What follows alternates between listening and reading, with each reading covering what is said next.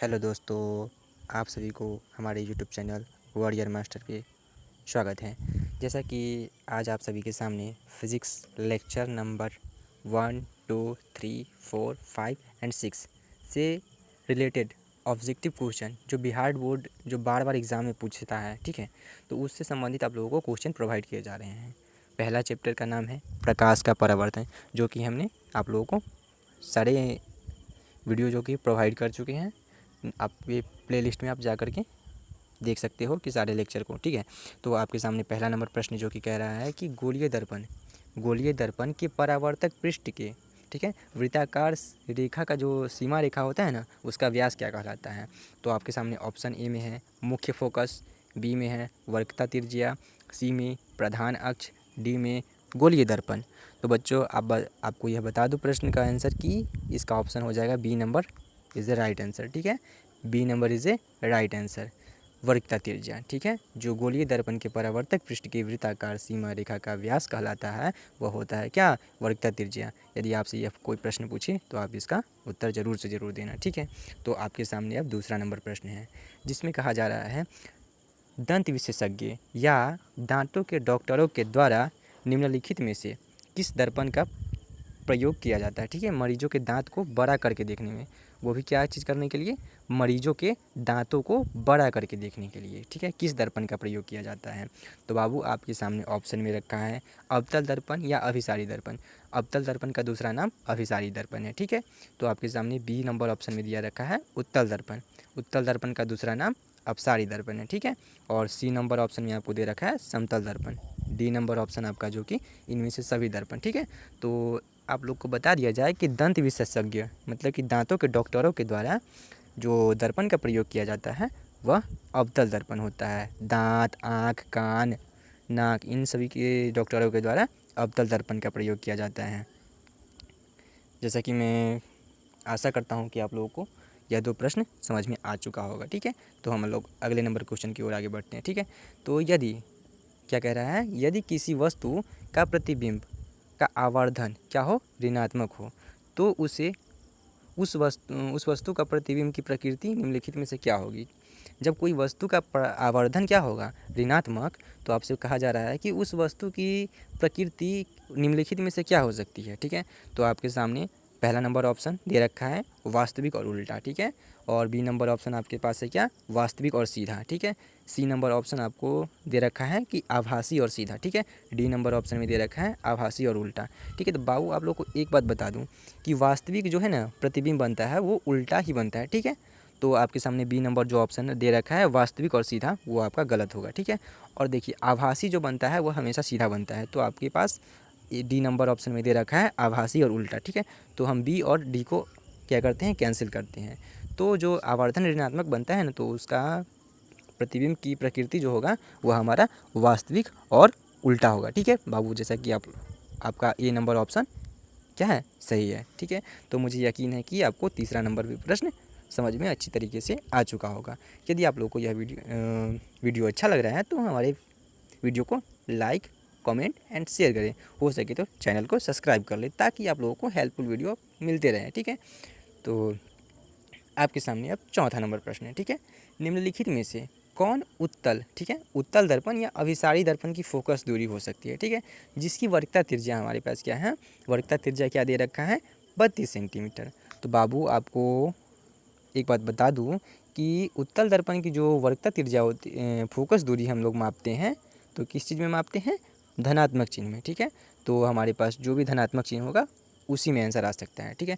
तो हम लोगों ने पढ़ा था कि वक्रता त्रिज्या की आधी क्या होती है, दर्पण की फोकस दूरी, ठीक है, हम लोगों ने पढ़ा था। तो आपके पास वक्रता त्रिज्या का मान दे रखा है कितना, 32 सेंटीमीटर। तो हमें क्या करना पड़ेगा, फोकस दूरी ज्ञात करने के लिए 32 को 2 से डिवाइड करना पड़ेगा, ठीक है। तो हमारे पास 16 आता है। तो हमें ये भी ध्यान रखना है कि फोकस दूरी उत्तल दर्पण की धनात्मक होती है, ठीक है। तो हमारा सी नंबर ऑप्शन क्या है, सही होगा, ठीक है। तो अब हम लोग अपने अगले नंबर प्रश्न की ओर आगे बढ़ते हैं, ठीक है। तो 5वें नंबर प्रश्न में आपको कह रहा है निम्नलिखित विकल्प मतलब कि नीचे लिखे गए विकल्पों में कौन सा विकल्प सत्य है, उसे आप लोग को क्या करना है, चिन्हित करना है, ठीक है। जो कि दे रखा है कि आपतन कोण बराबर परावर्तन कोण, ठीक है। तो आपतन कोण बराबर परावर्तन कोण होता है।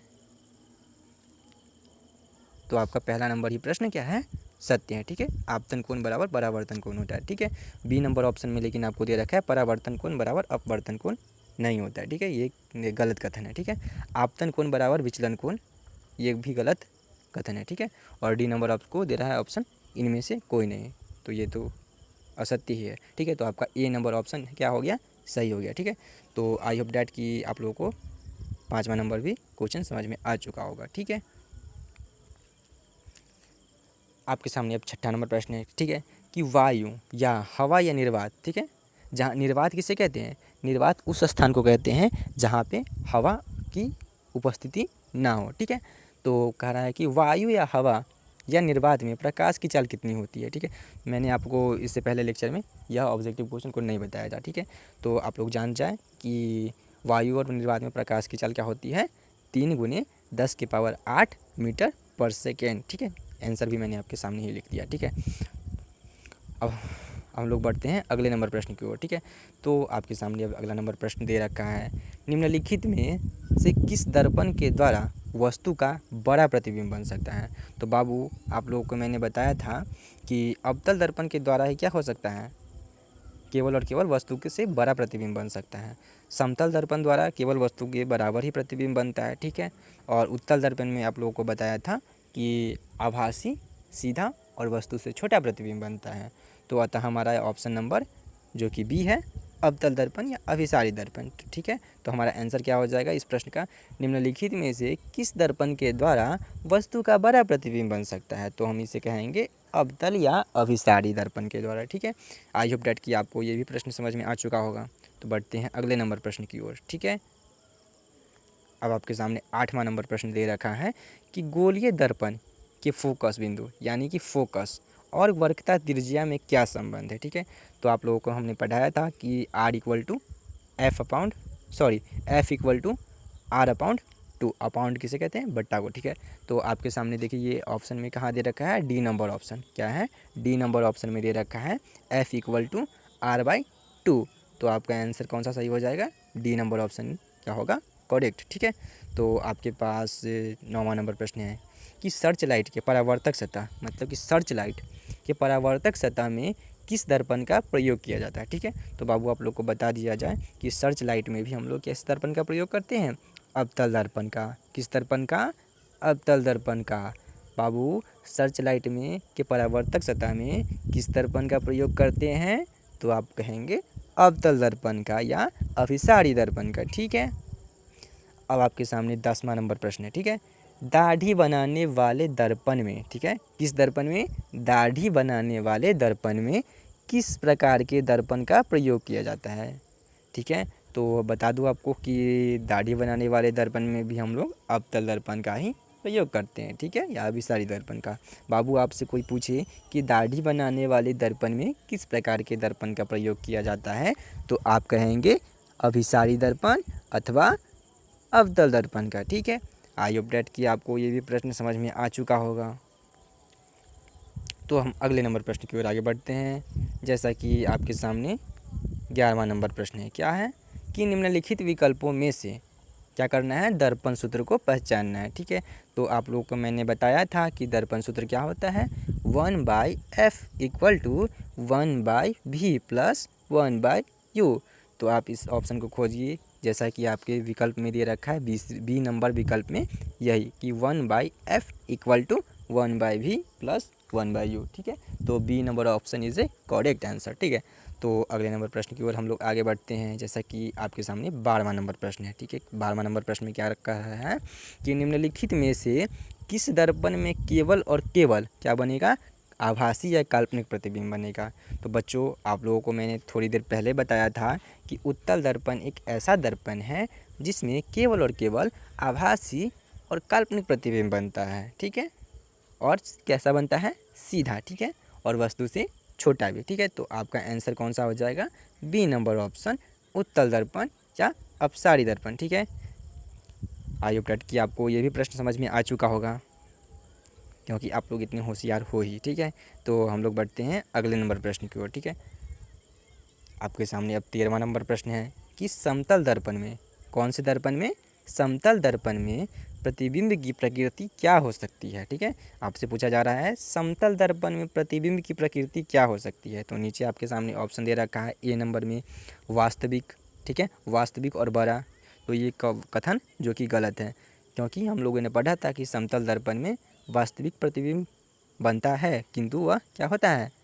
वस्तु के बराबर होता है। ठीक है, तो बी नंबर ऑप्शन में आपको कह रहा है कि वास्तविक सीधा।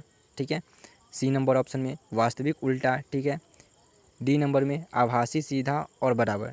सॉरी बाबू, मैंने एक मिस्टेक कर दिया है, क्योंकि समतल दर्पण में आभासी सीधा और बराबर प्रतिबिंब बनता है। ठीक है, तो आपके सामने जो डी नंबर ऑप्शन है वो क्या होगा? सही ऑप्शन होगा। ठीक है, आपको नीचे जो कि आंसर सारा जो ऑब्जेक्टिव का मिल जाएगा। ठीक है, और PDF भी आप लोगों को लेक्चर के डिस्क्रिप्शन एंड कमेंट सेक्शन में प्रोवाइड किए जाएंगे। ठीक है, तो आपके सामने अब हम 14 नंबर प्रश्न को हल करते हैं। जैसा कि आपके सामने दे रखा है कि गोलीय दर्पण, ठीक है, गोलीय दर्पण की फोकस दूरी उसकी वक्रता त्रिज्या की क्या होती है। ठीक है, तो गोलीय दर्पण की जो फोकस दूरी होगी ना, फोकस दूरी वो क्या होगा? वक्रता त्रिज्या की आधी होगी। क्या होगी? आधी। जैसा कि आपके सामने ए नंबर ऑप्शन में दे रखा है कि गोली आधी होती है। ठीक है, तो आपका ए नंबर ऑप्शन क्या हो गया? सही हो गया। ठीक है, तो हम बढ़ते हैं अगले नंबर प्रश्न की ओर। जैसा कि आपके सामने दे रखा है कि 15 नंबर प्रश्न में किस दर्पण में वस्तु का आवर्धित, आवर्धित का मतलब ही होता है कि बड़ा, ठीक है, और काल्पनिक प्रतिबिंब बन सकता है। ठीक है, आवर्धित। तो आपको पता है कि उत्तल दर्पण में क्या होता है? वस्तु के बराबर प्रतिबिंब बनता है। समतल दर्पण में, ठीक है, वस्तु के बराबर प्रतिबिंब बनता है। उत्तल दर्पण में कैसा प्रतिबिंब बनता है? छोटा बनता है, आभासी बनता है और सीधा बनता है। ठीक है, और अवतल दर्पण में जैसा कि हम लोग जानते हैं कि एक की स्थिति में केवल क्या हो सकता है? आवर्धित और बड़ा प्रतिबिंब वस्तु का बन सकता है। तो अतः हमारा ऑप्शन नंबर ए जो कि सही आंसर है। ठीक है, अवतल दर्पण या अभिसारी दर्पण में। ठीक है, तो आई होप डेट कि आपको ये भी प्रश्न समझ में आ चुका होगा। तो हम अगले नंबर प्रश्न जो कि 16वां नंबर प्रश्न है उसे हम लोग हल करेंगे। ठीक है, तो जैसा कि प्रश्न में आपको कह रहा है 16वें नंबर में किसी उत्तल दर्पण द्वारा बने प्रतिबिंब सदैव किस प्रकार के होंगे? जो उत्तल दर्पण के द्वारा प्रतिबिंब बनता है वह किस प्रकार के होंगे? ठीक है, तो आपको ए नंबर ऑप्शन में दे रखा है वास्तविक और छोटा। ठीक है, तो ये कथन कैसा है? गलत। ठीक है, उत्तल दर्पण में, ठीक है, उत्तल दर्पण में ये सही भी हो सकता है। ठीक है, आगे ऑप्शन में देखते हैं काल्पनिक या आभासी और छोटा। चूँकि उत्तल दर्पण में वास्तविक प्रतिबिंब नहीं बनता है। ठीक है, आभासी या काल्पनिक प्रतिबिंब ही बनता है, जैसा कि आपके सामने बी नंबर ऑप्शन में दे रखा है। तो यह था हमारा बी नंबर ऑप्शन जो है वह क्या होगा? सही होगा। ठीक है, और सी नंबर ऑप्शन में वास्तविक और बड़ा दे रखा है, डी नंबर में काल्पनिक और बड़ा। काल्पनिक तो बनता है उत्तल दर्पण में, लेकिन बड़ा प्रतिबिंब नहीं बनता है। ठीक है, तो आपका बी नंबर ऑप्शन क्या हो गया? सही हो गया। तो आप लोगों के सामने अब हम 17वें नंबर प्रश्न को क्या करेंगे? हल करते हैं। ठीक है, तो यदि किसी वस्तु, ठीक है, यदि किसी, जैसा कि आपके सामने 17 नंबर प्रश्न है, यदि किसी वस्तु को एक दर्पण के सामने निकट, मतलब कि सामने या निकट रखने पर प्रतिबिंब सीधा बने, ठीक है, लेकिन दूर रखने पर प्रतिबिंब उल्टा बने, तो वह कौन सा दर्पण होगा? तो वो हमारा क्या होगा? यदि निकट रखते हैं तो कैसा बन रहा है? सीधा। ठीक है, निकट रखने पर, ठीक है, वो अवतल दर्पण होगा। अवतल दर्पण में जब हम ध्रुव और फोकस के बीच वस्तु को रखते हैं तो उसका प्रतिबिंब कैसा बनता है? सीधा बनता है। ठीक है, लेकिन दूर रखने पर हमारा प्रतिबिंब कैसा बनता है? उल्टा बनता है। तो उस दर्पण का क्या नाम है? तो जैसा कि मैंने आपको अभी बताया कि वो दर्पण क्या, कौन सा होगा? अवतल दर्पण या अभिसारी दर्पण। जैसा कि आपका 17 नंबर भी प्रश्न क्या हो चुका है? हल हो चुका है। अब हम बढ़ते हैं 18वें नंबर प्रश्न की ओर। ठीक है, तो जैसा कि आपके सामने प्रश्न में दे रखा है किसी, ठीक है, 18वें नंबर में किसी दर्पण के सामने आप चाहे किसी भी दूरी पर खड़े हों, आप हो या हम हैं, ठीक है, किसी भी दूरी पर खड़े होते हुए, ठीक है, तो यदि आपका प्रतिबिंब कैसा बनेगा? सीधा और बराबर ही बनता हो। ठीक है, कैसा प्रतिबिंब बनेगा? सीधा और बराबर। तो आप उस दर्पण को कौन से दर्पण के नाम से पुकारेंगे? तो वो हमारा होगा क्या? सदैव सीधा बन रहा होगा। ठीक है, सदैव सीधा बन रहा होगा तो वो कौन सा दर्पण होगा? केवल और केवल समतल दर्पण। तो एक केवल और केवल समतल दर्पण में ही ऐसा होता है कि वस्तु को हम कहीं पे रखें या फिर कहीं पे हम खड़े हो जाएं तो उसका प्रतिबिंब बराबर साइज का ही बनता है। ठीक है, और सीधा ही बनता है। ठीक है, तो आपके सामने अब 19वां नंबर प्रश्न जो कि है कि यदि अवतल दर्पण के मुख्य अक्ष पर कोई वस्तु, ठीक है, अवतल दर्पण, ठीक है, अवतल दर्पण होगा, ठीक है, उसके मुख्य अक्ष पर कोई वस्तु वक्रता केंद्र पर खड़ी हो तो उसका प्रतिबिंब कहाँ बनेगा, ठीक है। तो कहाँ पे वो वस्तु खड़ा होगा, मुख्य अक्ष के पर कोई वस्तु वक्रता केंद्र पर खड़ी हो। तो आपको बता दिया जाए कि वक्रता केंद्र पर जो यदि कोई वस्तु खड़ी होगी तो वो वक्रता केंद्र पर ही उसका प्रतिबिंब भी बनता है, ठीक है। तो आप देख सकते हैं कि आपका बी नंबर ऑप्शन क्या है, सही है, ठीक है, वक्रता केंद्र पर, ठीक है। तो आपके सामने 20वां नंबर प्रश्न है कि यदि किसी वस्तु, ठीक है, यदि किसी वस्तु को एक दर्पण के सम्मुख या सामने भी किसी भी दूरी पर रखने पर उस वस्तु का प्रतिबिंब सदैव सीधा और छोटा बनता है तो वह दर्पण कौन सा होगा। तो बाबू आपसे पूछा जा रहा है कि वस्तु का प्रतिबिंब कैसा बन रहा है, सीधा। तो आपने पढ़ा था कि सीधा प्रतिबिंब समतल दर्पण और उत्तल दर्पण में खास करके बनता है, ठीक है, और छोटा बनता है। तो छोटा जब कहा जाए ना तो आपका उत्तल दर्पण हो जाएगा, क्योंकि समतल दर्पण में प्रतिबिंब कैसा बनता है, सीधा तो बनता है, लेकिन किस प्रकार का होता है, वह बड़ा होता है, लेकिन बराबर होता है, ठीक है। तो आपका 20 नंबर का ऑप्शन का जो आंसर हो जाएगा वो क्या हो जाएगा, उत्तल दर्पण, ठीक है, उत्तल दर्पण या अवसारी दर्पण, ठीक है। तो आपका 20 नंबर ऑप्शन का 20 का क्वेश्चन नंबर जो है उसका आंसर बी नंबर ऑप्शन सही है, ठीक है। आई होप डेट कि आपको ये भी प्रश्न समझ में आ चुका होगा, ठीक है। तो आपके सामने 21वें नंबर प्रश्न को हम लोग हल करते हैं, ठीक है। किसी वस्तु को, ठीक है, कह रहा है कि किसी वस्तु को हम तब देख पाते हैं जब वस्तु प्रकाश को क्या करता है। तो बाबू एक बात आप लोग को बता दिया जाए कि यह प्रकाश के परावर्तन से संबंधित प्रश्न है कि कोई वस्तु को हम देख क्यों पाते हैं।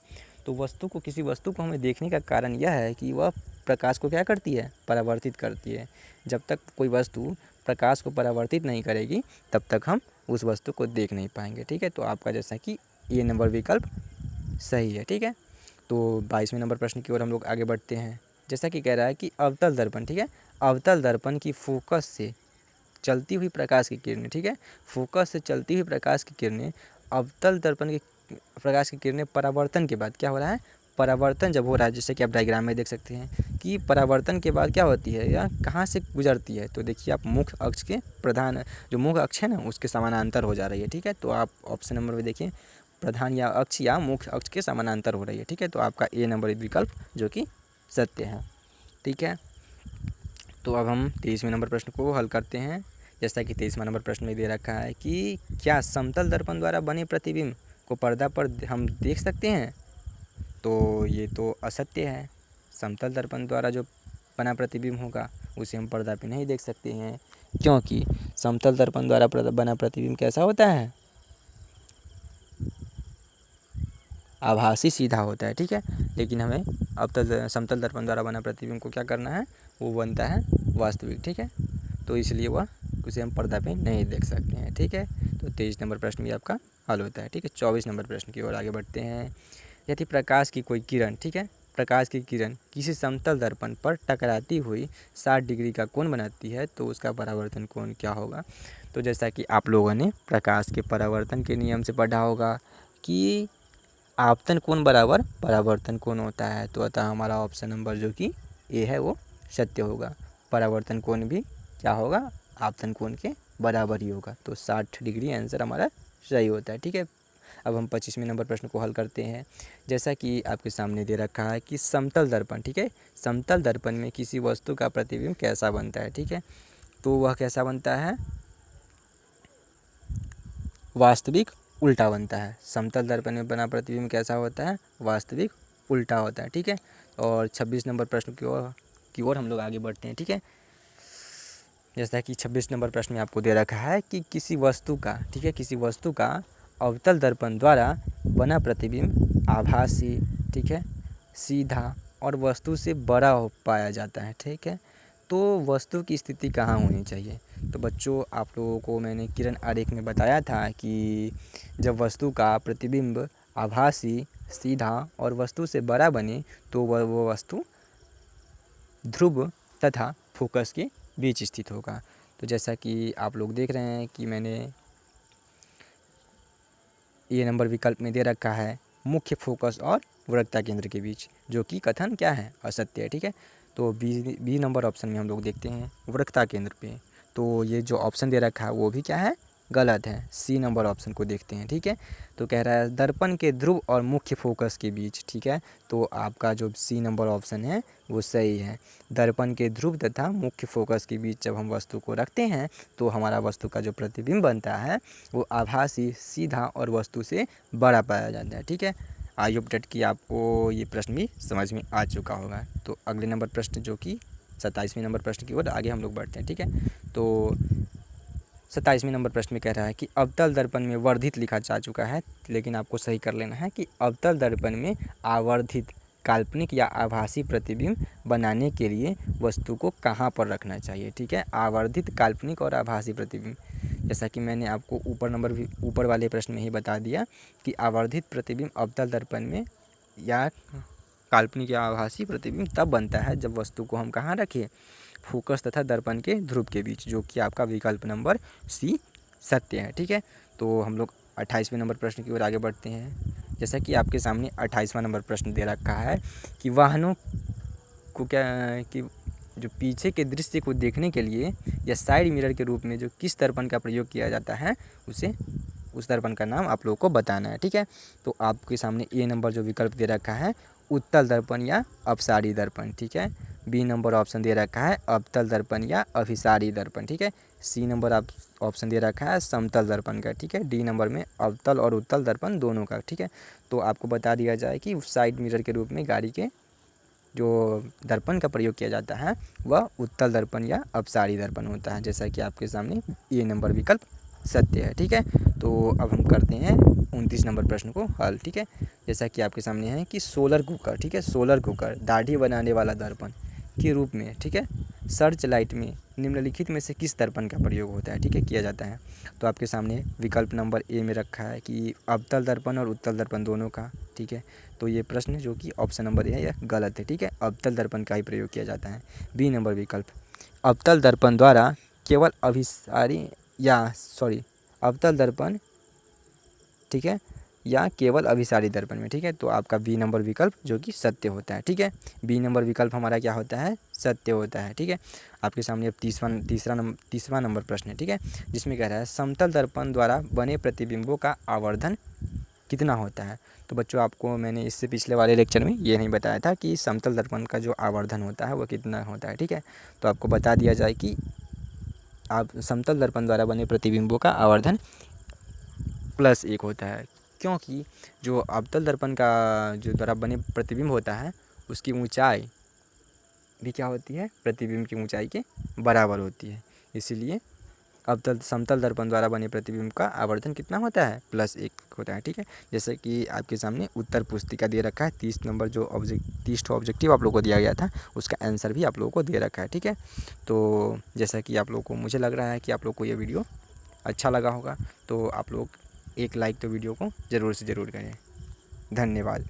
अब मिलते हैं अगले नंबर चैप्टर जो कि प्रकाश का अपवर्तन है, अगले लेक्चर में। ठीक है।